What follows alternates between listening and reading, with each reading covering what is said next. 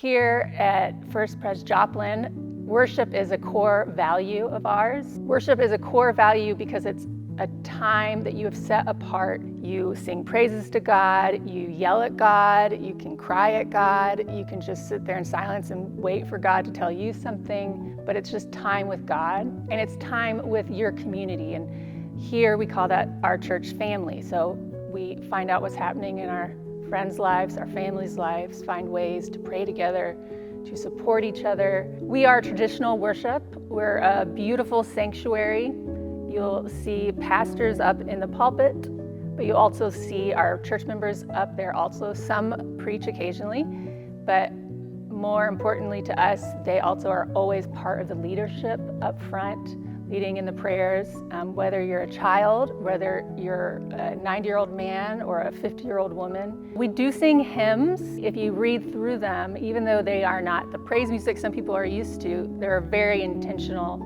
lyrics and theology that goes along with what we worship and what we celebrate about God and our calling. Social justice and loving our neighbors, not judging. And you can hear organ here, you can hear a harpsichord here. We had one of those recently. Sometimes for the big days, we have a whole orchestra. We have a wonderful choir that we appreciate. We also find it important to do at least once a month communion. We want to make sure that it's clear that Jesus' table is welcome to all.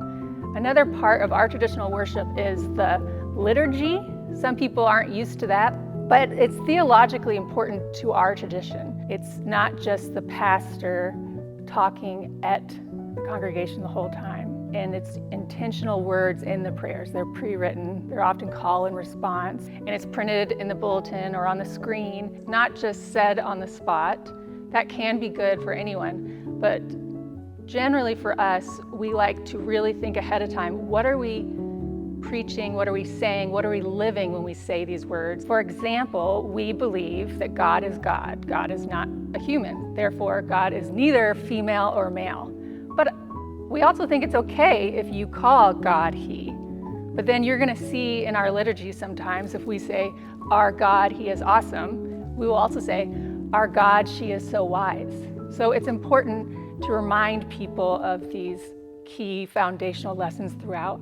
And liturgy is one way to do it. It's a good way to see what a church actually really believes, plus past the flashing lights. We say our prayer of confession together because we all mess up. We're all recognizing that we're human, and then we all are loved by God and forgiven, and let's try again the next day.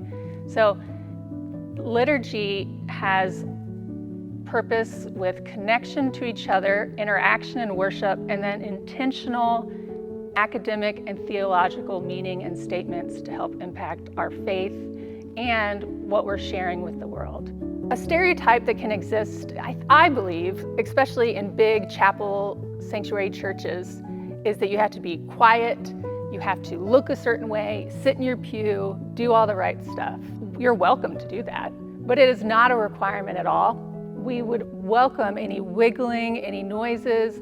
Sometimes people are too afraid to bring their kids because they'll make noise or, dare I say, dance to the music. Oh no. John, my husband, and I call that happy noise. Even when it's not happy noise, even when it's your kids screaming because they're bored or they're hungry or they're just a kid and they scream. We have 2 young girls and both of their parents are pastors here, so guess what? They're here every Sunday. And they sit up front with us, and you will see them running across the front of the sanctuary, and you usually will see one of us chasing them. So the pastors are in it with you. We hope that you will consider coming down and seeing us and worshiping with us sometime. Or if you have any questions, John and I would be happy to reach out ahead of time. Just let us know. We hope you'll come and join us.